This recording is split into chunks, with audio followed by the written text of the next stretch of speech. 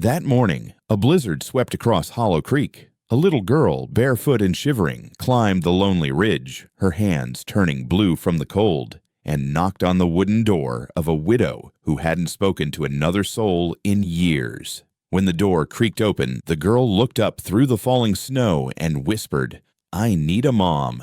Between the howl of the wind and the flicker of the lantern by the doorway, in that fleeting moment, the widow saw something familiar in the child's eyes, something she thought she'd buried long ago, deep beneath the grave of her past. The door closed, and soon smoke rose once again from the chimney of a cabin forgotten by time. From that day on, the valley of Hollow Creek was never the same again.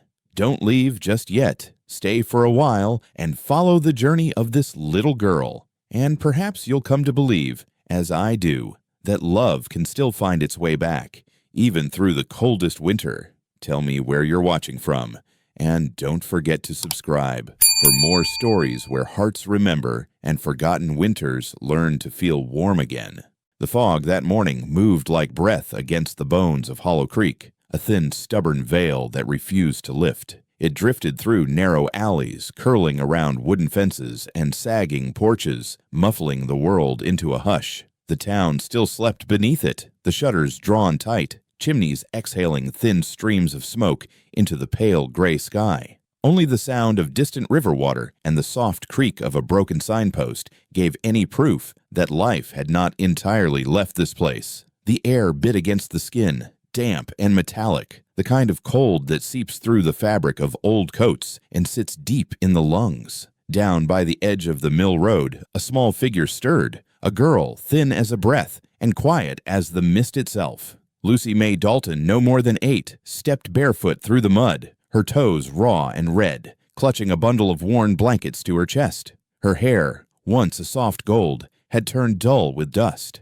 Her cheeks were hollow, her lips cracked. Her eyes, gray-blue like frozen water, held a stillness far too old for her years. Each step left the faintest print before the wind erased it, and she walked with the slow, careful rhythm of someone who had learned to move without expecting to arrive anywhere safe. She had slept behind the abandoned mill for 3 nights now, beneath a half-collapsed roof that moaned whenever the wind shifted. The rain had been her only drink, collected in an old tin cup she'd found beside a rusted wheelbarrow. Her meals were scraps, the rind of a forgotten apple, the corner of stale bread taken from a crate left out for the stray dogs. But she was not afraid. Hunger had long ago stopped frightening her. It had become a quiet companion, one that spoke softly and asked for very little. What she feared most was silence, the kind that pressed too close, that made her remember faces she could no longer call by name. The townsfolk had seen her, of course.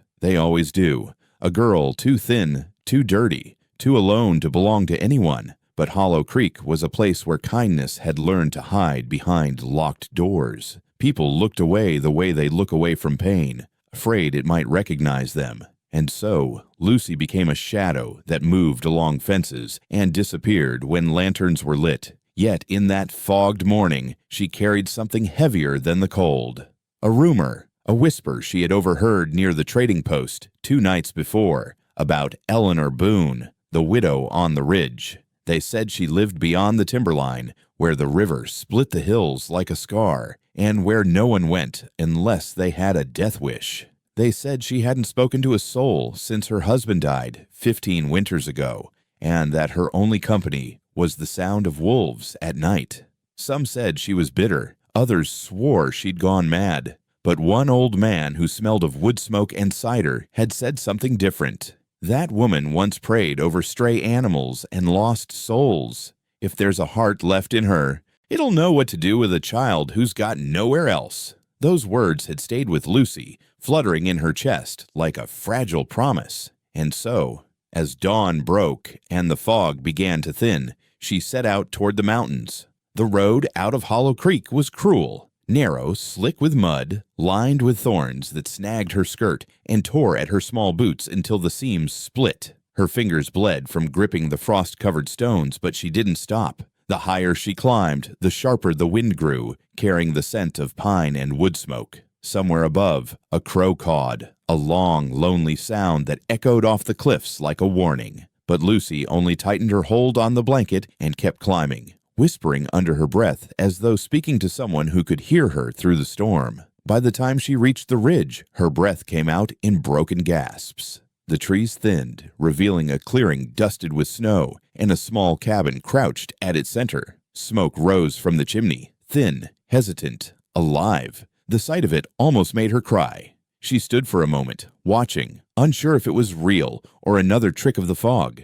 Eleanor Boone was standing on the porch, her back to the forest, a bundle of chopped wood in her arms. She was a tall woman in her late 40s, her frame still strong, though softened by years of solitude. Her gray-streaked hair was tied in a low braid beneath a wool shawl, and her skin, wind-burnished and lined at the corners of her eyes, bore the quiet mark of a life spent more with the land than with people. Her dress was plain brown wool, her boots scuffed, her hands raw from work. There was something unyielding in her posture, the same way the mountains refused to bend for the wind. Lucy froze at the edge of the clearing, afraid that if she moved, the woman might vanish. The widow set down the wood and turned, her sharp eyes narrowing against the glare of white snow. When she saw the girl standing there, small, trembling, mud-streaked, her face didn't change at first. She simply stared, as though trying to decide if what she saw was flesh and blood or one of the ghosts the mountains sometimes sent to test her faith.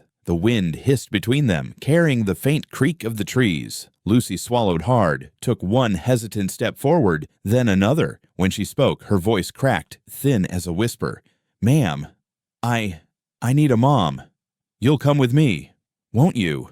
The words hung in the cold air like a fragile bird. For a long while, Eleanor didn't move. Her jaw tightened, her eyes flicked toward the woods, as though searching for the cruel joke behind the child's plea. She could have turned away, had done so 1,000 times before, with stray cats, with beggars, with the echoes of her own memories. But something in that small voice, something that trembled not from fear, but from a strange, quiet hope, pierced through the frost that had long grown over her heart.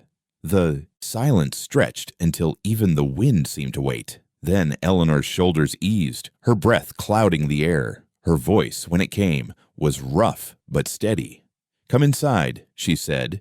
"You look like you've been alone too long." Lucy blinked, uncertain if she had heard correctly. Then, as if afraid the moment would vanish, she hurried toward the porch. Her small feet left dark prints on the snow. Eleanor opened the door and stepped aside, letting the warmth from the fire spill into the cold. As the girl crossed the threshold, the sound of the wind dimmed and the faint crackle of the hearth filled the air. Eleanor closed the door gently, her hand lingering on the latch, her eyes tracing the outline of the child now standing in her kitchen, thin, trembling, clutching that ragged blanket like a piece of her own soul. Outside, the snow began to fall harder, sweeping across the valley in heavy white sheets. The trees swayed, their branches groaning under the weight. From a distance, Hollow Creek disappeared beneath a curtain of winter, and the mountains swallowed the sound of the storm. But inside that small cabin on the ridge, something long forgotten had begun to stir, something that neither the wind nor time could silence.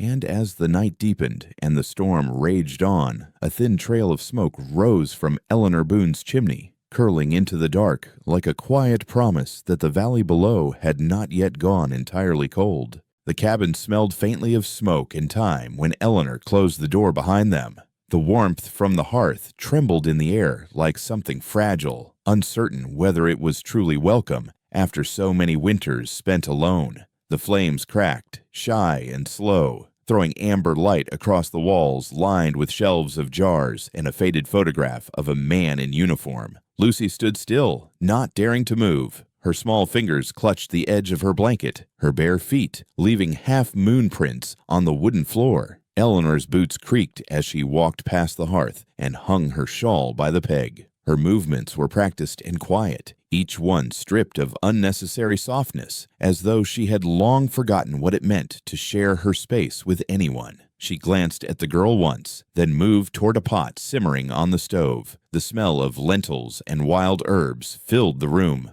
For a moment, neither spoke. The only sound was the whisper of boiling soup and the restless sigh of wind against the shutters. Lucy's gaze wandered, drawn to the far corner of the room where a rocking chair stood near the frosted window. A thin film of dust softened its edges. Beside it, on a small wooden table, sat a cup of tea gone cold, a faint circle of dust haloing its rim. Something about that stillness made Lucy's throat tighten. She had seen emptiness before, but this felt heavier, as though the chair itself remembered someone who wasn't coming back. Eleanor noticed the direction of her gaze. Her lips pressed into a straight, hard line. She spoke without looking. "That was my boy's chair," she said quietly. "He didn't stay."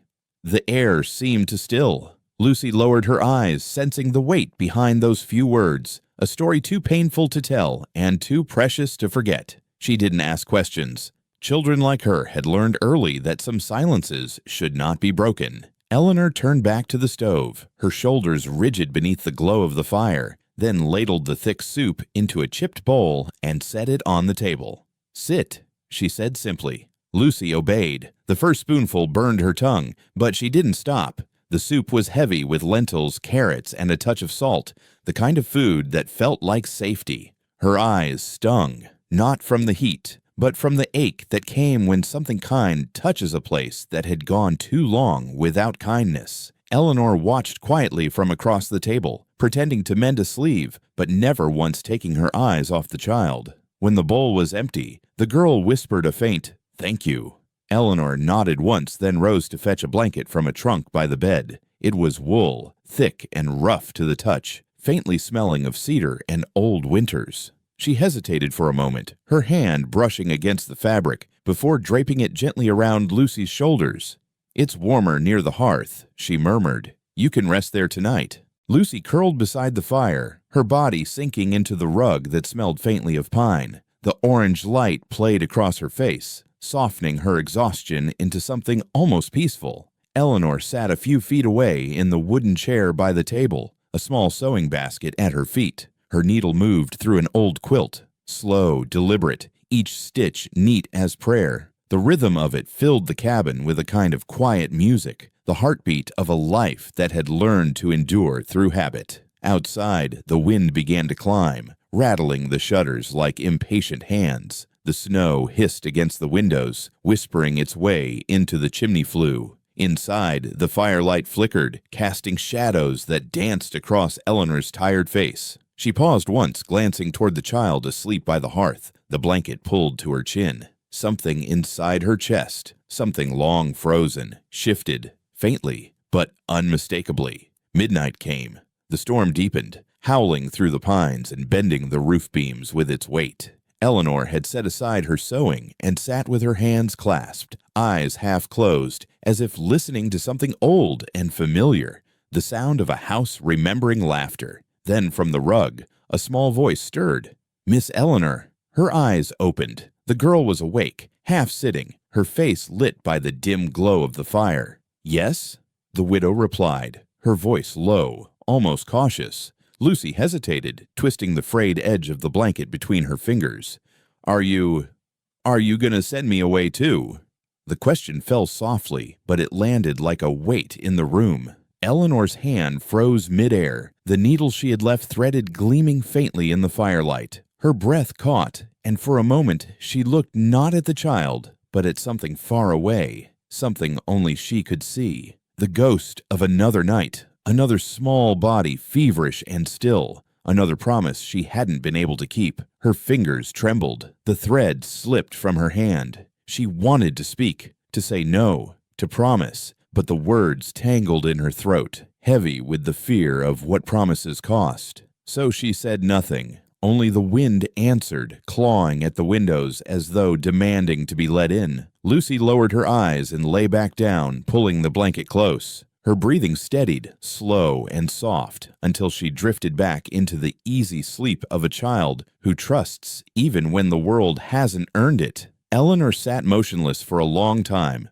The fire burned low, throwing long shadows up the walls. When she finally stood, she moved quietly to the table, the boards creaking beneath her feet. Her hand brushed the empty rocking chair by the window just once, like a farewell. Then she turned down the lamp and stood in the darkness, the storm whispering at her door. When dawn finally came, Pale light seeped through the window panes. The fire had gone out, leaving only embers that glowed faintly red. Eleanor stirred, the weight of another sleepless night hanging from her shoulders. She moved to the kitchen, filled the pot with water, and set it above the coals. The smell of coffee and boiled oats began to fill the air. A sound behind her, the rustle of a blanket, a small cough. Lucy sat up, rubbing her eyes. Eleanor glanced back once, then turned away quickly, hiding the faint tug at her lips that almost became a smile. When the table was set, 2 bowls waited in the morning light instead of one. Morning light spilled through the cracks of the old cabin like melted gold, catching on the dust that floated in slow, lazy spirals. The wind had quieted since the last storm, leaving behind a stillness that felt almost gentle. Somewhere outside, a rooster crowed once, then again, as if reminding the valley that another day had come and gone, and life, against all odds, was continuing. Inside, Eleanor moved through the kitchen with the quiet rhythm of habit while Lucy hummed off-key as she swept the porch, her small hands red from the chill but steady in their work. Days had begun to blur softly into one another. Lucy had learned how to scatter grain for the chickens, how to patch a torn sleeve with clumsy stitches, and how to tell when the fire needed one more log before night settled in. She had stopped flinching at every sound, stopped looking over her shoulder when the wind howled. The cabin no longer echoed with emptiness. It had learned the cadence of 2 people breathing under the same roof. And though neither of them spoke much, the quiet between them had changed. It no longer hurt. In the village below, whispers drifted through the general store and across the frozen creek. The widow Boone, they said, had softened. Someone had heard laughter from her porch, though no one dared climb that far to check. "She's got a child up there now," the baker's wife murmured, her voice thick with both pity and awe. "A little girl, I think." But others only shrugged. The mountains, they said, always took care of their own, and some stories were better left alone. That afternoon, while sunlight slanted low across the floor, Lucy took up the broom again. Eleanor had gone to gather kindling behind the cabin, and the air inside smelled faintly of soap and pine. Lucy swept the small rug near the table, humming the tune Eleanor sometimes hummed while mending. As she dragged the broom forward, the bristles caught on something uneven beneath the rug. She frowned, lifted the edge, and saw one of the floorboards sag slightly when she pressed her foot against it. Curiosity flickered. She crouched down, brushing dust aside with her fingers until the edge of the plank revealed itself, a thin gap, just wide enough to pry up with a bit of effort. Lucy hesitated, then reached for the iron poker from beside the hearth. With a soft creak, the board lifted, revealing a narrow cavity beneath. At first, all she saw was darkness. Then her eyes adjusted, and she noticed a small cedar chest, its surface dulled by time, hinges streaked with rust. Her heart quickened. She reached down carefully, lifting it into the light. The box was heavier than it looked, and smelled faintly of cedar and years gone by. Her hands trembled as she unlatched the clasp. Inside were 3 things: a handful of silver coins that gleamed faintly despite their age, a folded letter sealed with brittle wax, and a wooden rattle, smoothed and worn from years of touch. Lucy stared at it, her breath catching. The rattle was shaped like a bird, carved with careful hands long ago, and its once bright paint had faded to ghostly shades of cream and blue. She traced the edges with her fingertip, and for a moment it almost felt warm. The floor creaked behind her. Lucy startled, clutching the rattle to her chest as she turned. Eleanor Boone stood in the doorway, the pale winter light spilling around her like a halo, casting her face into shadow. For a long time, neither spoke. The air between them hung heavy with something unspoken, like a secret accidentally found. "That belonged to my son," Eleanor said finally, her voice low and steady, but her eyes gave her away. "The money was for his schooling." She stepped forward, kneeling slowly beside the girl. Her hands hovered over the box, then retreated, uncertain.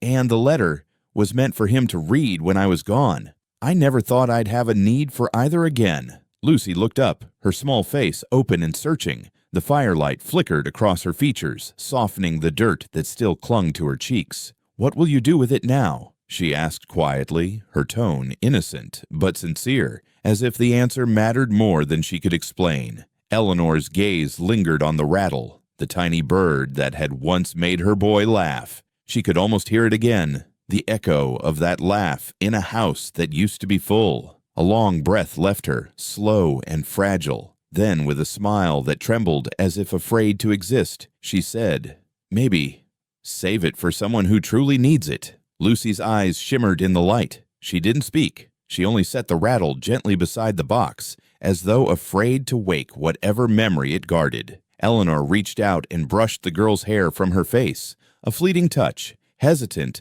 but real, and stood. "Come now," she said softly. "It's getting dark."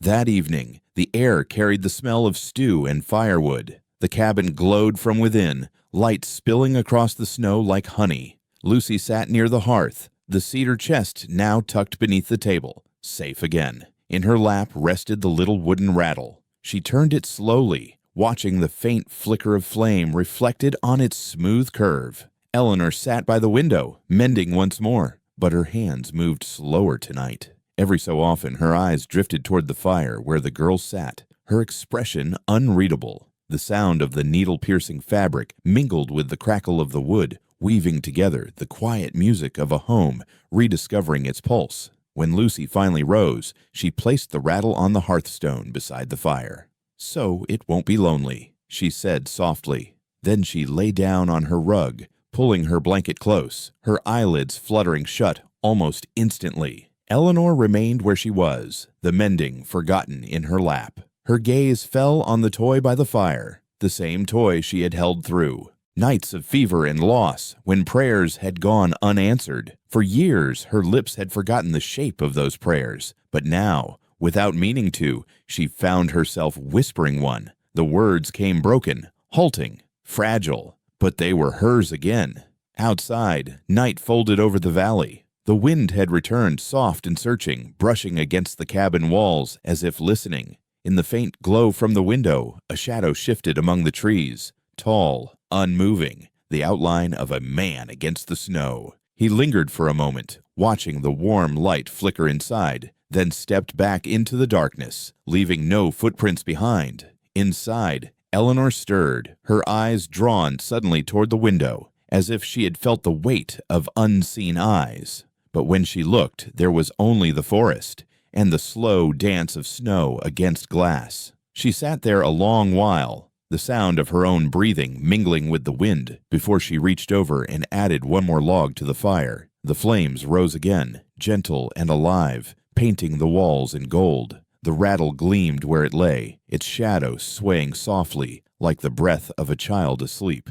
And for the first time in years, the widow of Hollow Creek whispered into the quiet, words half prayer, half remembrance, while the valley beyond held its silence and listened. The morning came gray and heavy, with rain that smelled faintly of iron and wet pine. It beat against the tin roof in slow, uneven rhythm, the kind of rain that seemed to wash away color from the world. Inside the cabin, the fire had burned low, and Eleanor was stirring a pot of porridge, while Lucy sat cross-legged on the floor, drawing shapes in the ash near the hearth with a twig. The air was quiet, filled only with the soft hiss of water against wood and the ticking of the old clock above the shelf. Then came a sound that did not belong to the rain, a fist striking the wooden door, firm and impatient. Eleanor's head turned sharply. Few ever came this far up the ridge, and those who did rarely knocked. The second knock came harder, the kind that carried the weight of purpose rather than politeness. Lucy looked up, her hand frozen mid-air.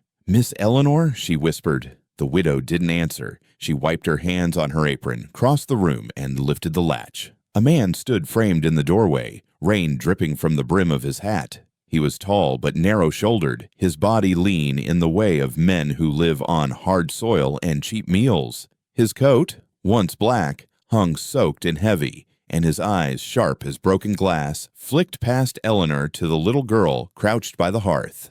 "Morning," he said curtly. His voice was cold, his jaw tight with something that wasn't quite anger, but close to it. "Name's Clayton Reed. From the village." Eleanor studied him without invitation. He was in his 40s, maybe a little older, with sunken cheeks and a scar that cut across his chin like a misplaced smile. There was something in his face that spoke of suspicion worn like armor. "What do you want, Mr. Reed?" she asked. His gaze lingered on Lucy. "The girl," he said simply. "She doesn't belong up here." The room seemed to shrink around his words. Lucy's breath caught, her small fingers curling around the wooden rattle she'd found days before. Clayton stepped across the threshold, uninvited, the wet soles of his boots thudding against the floorboards. "It's not right," he continued. "A child, alone with you, of all people. Folks are talking, you know. They say you keep things that ought to be buried. You're not her mother. You just collect ghosts." Eleanor's face didn't change, but something behind her eyes darkened. Not fear, not even anger, but the quiet steel of someone who had been judged too many times and found no truth in any verdict. Her voice, when it came, was low and steady. "That's enough." Clayton laughed, a thin, humorless sound. "Is it?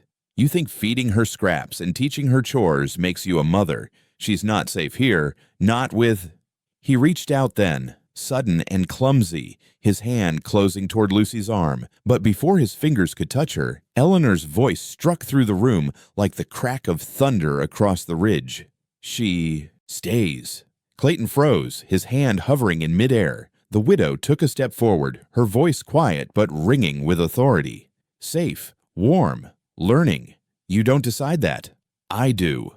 The air between them thickened. For a heartbeat, even the rain seemed to hold its breath. Clayton's jaw worked, the muscles twitching beneath skin pale from fury or shame. It was hard to tell which. Then, with a muttered curse, he turned on his heel and stepped back into the rain. The door shuddered when it closed behind him, and the sound of hooves faded down the muddy trail toward the village. Eleanor stood motionless for several seconds, one hand braced on the table, her breath coming slow but uneven. Lucy peeked out from behind her, eyes wide, still clutching the rattle to her chest, as if it were a charm. "He was wrong," she said softly, almost to herself. Eleanor looked down, her expression softening like snow under sunlight. "Some folks," she murmured, "only understand control. But love, real love, stands its ground." She reached out and tucked a loose strand of hair behind the girl's ear. "You're safe here, Lucy May. Don't let anyone tell you otherwise." The rain fell harder through the afternoon, turning the yard into a sea of silver ripples. Inside, they worked in silence, Eleanor mending an old coat, Lucy helping to sort herbs by their scent. Every once in a while, Lucy's gaze flicked toward the door, half expecting the man to return, half afraid he might. But he never did. By evening, the storm had thinned into mist. Eleanor lit the lamp, its golden light spilling softly across the room.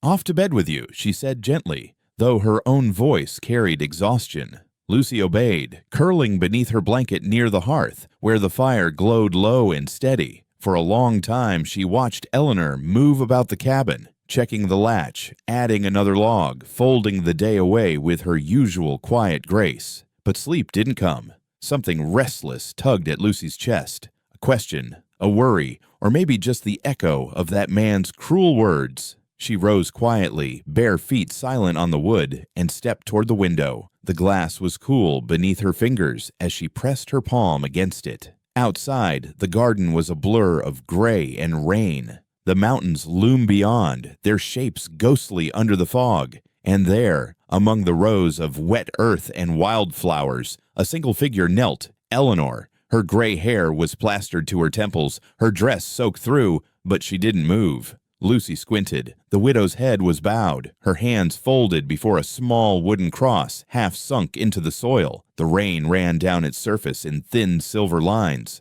Eleanor's lips moved, though Lucy couldn't hear the words. A prayer, perhaps. Or maybe just a conversation with the memory of someone she still loved. For a moment, Lucy forgot to breathe. The woman who had faced down the storm, and the stranger now looked fragile, smaller somehow, carved out of loneliness and devotion. Something in the sight of her, kneeling in the rain, carved its way into the child's heart. Lucy pressed her hand tighter to the glass. Her breath fogged the pain, blurring the scene until only the soft glow of Eleanor's lantern remained visible through the drizzle.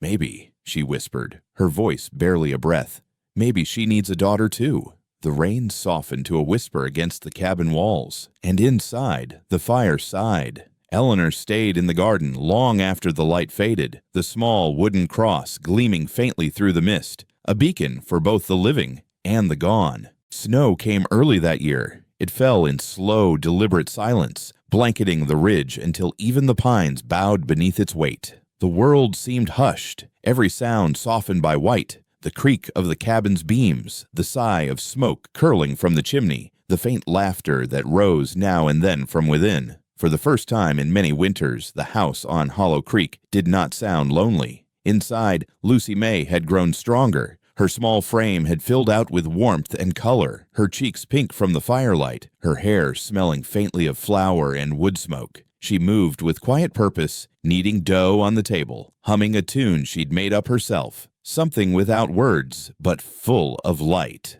Eleanor watched from the window, the lines of her face softened by the glow of the hearth. The girl had learned to bake, to mend, to laugh. And in some quiet, unspoken way, so had she. Days slipped by gently, measured not in hours but in small kindnesses. A loaf shared, a blanket stitched, a song carried across the snow. Yet, beneath the calm, the past waited, patient as frost, certain as its return. It came one evening as the fire burned low. A sudden knock, firm, deliberate, echoed through the cabin. Eleanor looked up from her sewing, her expression sharpening. Lucy froze mid-step, her hands dusted with flour. Another knock followed, heavier, impatient. Eleanor set her thread aside, rose, and opened the door. 3 men stood outside, snow clinging to their coats and hats. The first was Clayton Reed, his narrow face half hidden beneath the brim of his hat, his eyes sharp and unkind. Flanking him were 2 deputies from the village, both broad-shouldered, wrapped in long wool coats, their badges dull in the dim lantern light. The taller of the 2 held a folded paper in his gloved hand. "Evening, Mrs. Boone," Clayton said, his tone dry, the corners of his mouth tight with restrained triumph. "We've come for the girl." Eleanor's hand gripped the edge of the door, but her face remained still, calm as carved stone. "For what reason?" she asked quietly. Clayton stepped forward, the snow crunching beneath his boots. "Theft," he said. "Something went missing from town last week. Silver coins from Old Man Carver's till. Someone saw a child, small, dark hair, about her size." His eyes flicked toward Lucy, who stood half hidden behind the table. You can imagine how quick rumors travel. The deputies said nothing. One shifted uncomfortably, his breath fogging in the cold. Eleanor's eyes flickered from Clayton to them, measuring. "You'll find no thief here," she said, her voice calm but edged with steel. Clayton smirked. "Then you won't mind if we take a look." Eleanor stepped aside. "Do what you need to," she replied simply. They entered, stamping snow from their boots. The warmth of the room seemed to recoil from them. 3 figures of suspicion and cold. They searched methodically, opening drawers, lifting rugs, peering beneath the bed. Lucy clutched the wooden rattle to her chest, her eyes wide and shimmering with fear. Eleanor stood by the fire, arms folded, her expression unreadable. Minutes passed. The only sounds were the scrape of boots and the whisper of wind outside. One of the deputies, the younger one with kind eyes, paused near the bookshelf, tracing a gloved hand along the row of tattered bindings. "No silver here," he murmured. "Just books, tools, quilts." His voice softened. "And a home." Clayton shot him a look sharp enough to wound. "Keep looking," he hissed. But the older deputy had already straightened, shaking his head. "There's nothing, Reed." Clayton's face flushed. He turned toward Eleanor, his voice rising. "You think this proves something. You can hide her, but truth has a way of—" "Of what?" Eleanor interrupted softly. "Finding those who deserve it?" He hesitated. Her gaze, steady and unblinking, held him still. Then she stepped closer, just enough that the firelight caught the silver in her hair. "You came here looking for sin, Mr. Reed," she said. "But all you've found are 2 souls learning to survive." For a moment, he seemed about to speak again, but no words came. Instead, he muttered something under his breath, turned sharply, and stalked toward the door.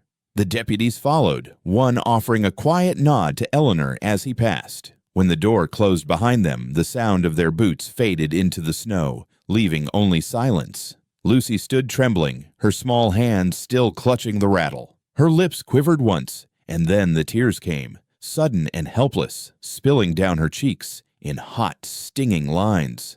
"I didn't steal anything," she sobbed. "I didn't. I swear." Eleanor knelt beside her, her hands gentle on the girl's shoulders. "I know," she said softly. "I know, my sweet." She wiped the tears away with the edge of her sleeve. "Sometimes the world mistakes healing for hiding. But we're not hiding, Lucy. We're beginning again." The fire crackled behind them, filling the quiet with its small, steady song. Lucy's sobs faded into hiccups, then into silence. She leaned into Eleanor's arms, her breathing slow, her body warm against the widow's chest. Outside, snow fell thicker, muffling the world beyond their walls. Later, when the lamps had been turned down and the storm had settled, Lucy lay curled by the hearth, her blanket tucked to her chin. Her eyes were heavy, but before they closed, she whispered into the dark, the faintest smile curving her lips. "Good night, Mom." Across the room, Eleanor froze. The word lingered in the air, fragile and holy. Her throat tightened. She pressed a hand to her mouth, then let it fall. A soft laugh, half sob, half joy, escaping her. The fire's glow caught the tears on her cheeks, turning them to gold. For the first time in years, she didn't feel the weight of silence pressing down, only warmth, the kind that grows from the smallest ember and refuses to die. Outside, the wind shifted, carrying with it the promise of spring yet to come. And inside that small cabin beneath the snow, forgiveness, quiet, unseen, but real, had finally found its way home. The snow melted slowly that year, as though even winter itself was reluctant to leave. Streams loosened their icy tongues, whispering softly through the valley, and birds returned one by one, stitching songs into the silence that had held for too long. Now the air smelled of thawed pine and wet earth, the kind of scent that wakes memories you didn't know you still had. Far below, the creek ran wild again, laughing against its own stones, carrying the first leaves of spring downstream. The cabin on the ridge, once gray and still, now breathed again. The smoke from its chimney rose straight and light, curling toward the sky like a quiet hymn of survival. Lucy May stood at the porch rail, watching the thaw unfold. She had grown into herself in the way mountains do, not quickly, but with quiet certainty. Her hair, once tangled and pale from hardship, now gleamed warm in the morning light. Her hands were steady, her step sure, and her voice, though soft, carried the calm rhythm of a life rebuilt. The freckles on her cheeks caught the sun like sparks. She was no longer the girl who had arrived barefoot and trembling. She was something stronger, shaped by kindness and the slow forgiveness of time. Inside, Eleanor Boone moved slower now, her joints aching a little when she bent to stoke the fire, her breath catching sometimes when she climbed the porch steps. Yet she carried herself with the same quiet grace as ever. Her silver hair had grown almost white, gleaming like threads of frost beneath the light. When she worked, she hummed softly, sometimes the same tune Lucy had once sung by the hearth as a child. The sound filled the house with warmth, the way sunlight fills a room that had been dark too long. Together, they tended the valley. On cold mornings, they rose before dawn, their lantern swinging through the fog as they made their way down the narrow trail into the village. Lucy would leave loaves of fresh bread on doorsteps, still warm, wrapped in cloth, while Eleanor slipped jars of herbs and salves through the cracked windows of the sick or weary. No one saw them come or go, but every doorstep in Hollow Creek knew their touch. People had long stopped whispering about the widow on the ridge. The words, once spoken with suspicion, had softened into stories told with gratitude. Children waved from fences when they passed, and travelers who came through town carried tales of two women who offered food and shelter without asking for anything in return. When the villagers spoke of them now, it was with a kind of reverence, the mother of Hollow Creek. And though no one said it aloud, they meant both of them. One afternoon, the valley glowed with the color of renewal. The sun leaned low behind the peaks, turning the snowmelt into ribbons of gold. Lucy was inside, dusting the shelves, her movements calm and deliberate. The air smelled faintly of beeswax and freshly baked bread. As she swept beneath the table, her hand brushed against something she had nearly forgotten, the uneven edge of a floorboard. She paused, then lifted it gently. Beneath lay the cedar chest, its wood darker now, its metal hinges dulled with time. She carried it into the light, the scent of aged cedar filling the room. Inside, the contents remained, the silver coins, the folded letter, the little wooden rattle shaped like a bird. But now, resting on top of them, lay another note. It was sealed with the same faded wax, the same careful hand that had written the first. Lucy unfolded it with slow reverence, the paper soft against her fingers. The handwriting, though faint, was unmistakable. If you've found this, you've learned what grief can teach. That love is never lost, only waiting to be claimed again. Lucy read the words twice, her breath catching. The room felt still around her, as if even the fire had paused to listen. She pressed the letter to her chest, her heartbeat thudding softly beneath it. For a long moment she stayed like that, eyes closed, tears welling but not falling, letting the truth of it settle like sunlight through old glass. She thought of her first day here, cold, hungry, desperate enough to knock on a stranger's door. She remembered Eleanor's voice, rough but kind. "Come inside. You look like you've been alone too long." The memory no longer hurts. It had softened with time, like snow melting into soil, giving life to something new. This place had saved her, yes, but so had the woman who opened that door. Outside, the world was bathed in late afternoon light. Eleanor sat on the porch, her hands resting in her lap, her face turned toward the horizon. The glow of sunset brushed her features in gold, making her silver hair shimmer like firelight. Lucy stepped outside quietly, still holding the letter. Eleanor turned, her lips curving into a small, knowing smile. No words were needed. Their eyes met, and in that moment, everything was said. The years of silence now replaced by trust. The ache transformed into gratitude, the love between them steady and whole. Lucy walked over and sat beside her. For a while they simply watched the valley breathe, the clouds drifting low, the sound of the creek threading through the trees, the faint hum of evening insects beginning their song. The air was cool but gentle, carrying the scent of new grass and distant rain. Eleanor reached for Lucy's hand, her grip light but sure. "You've grown," she whispered, her voice touched with awe more than pride. Lucy smiled, turning her palm upward to clasp the older woman's fingers. "You taught me how." The silence that followed was not empty. It was full, rich with years of shared mornings and quiet nights, of healing and belonging, of the unspoken bond that no blood could forge, but love could hold. As twilight deepened, a breeze swept through the open window, carrying petals from the apple tree outside. They drifted across the porch, settling softly on the letter Lucy still held and on Eleanor's wrinkled hands. For a heartbeat, the world seemed to exhale, not in sorrow, but in peace. They sat there until the stars began to appear, faint pinpricks above the fading ridge. The mountains were no longer cold and distant. They seemed to draw nearer, cradling the small cabin in their vast, gentle hands. When the chill came, Lucy helped Eleanor inside. She placed the folded letter carefully on the mantel beside the old rattle, where the firelight reached them both. The room glowed amber, the scent of wood smoke mingling with the faint sweetness of spring air drifting through the cracked window. Eleanor sank into her chair by the hearth, her eyes soft and tired, but filled with quiet joy. Lucy knelt to tend the fire, adding a few small logs. The flames caught quickly, rising bright and strong, painting their faces in gold. For a while, neither spoke. There was no need. The fire crackled, the wind sighed, and the valley beyond hummed with life. All the small, ordinary miracles of a world reborn. Outside, the thawed fields shimmered under the moonlight, and wildflowers had begun to bloom, bursts of yellow and blue rising from the soil where sorrow once slept. The creek sang louder now, and the trees leaned closer as if listening. And in that quiet cabin on the ridge, two hearts, once broken, once lost, had found their belonging. Love, patient and unyielding, had come home at last.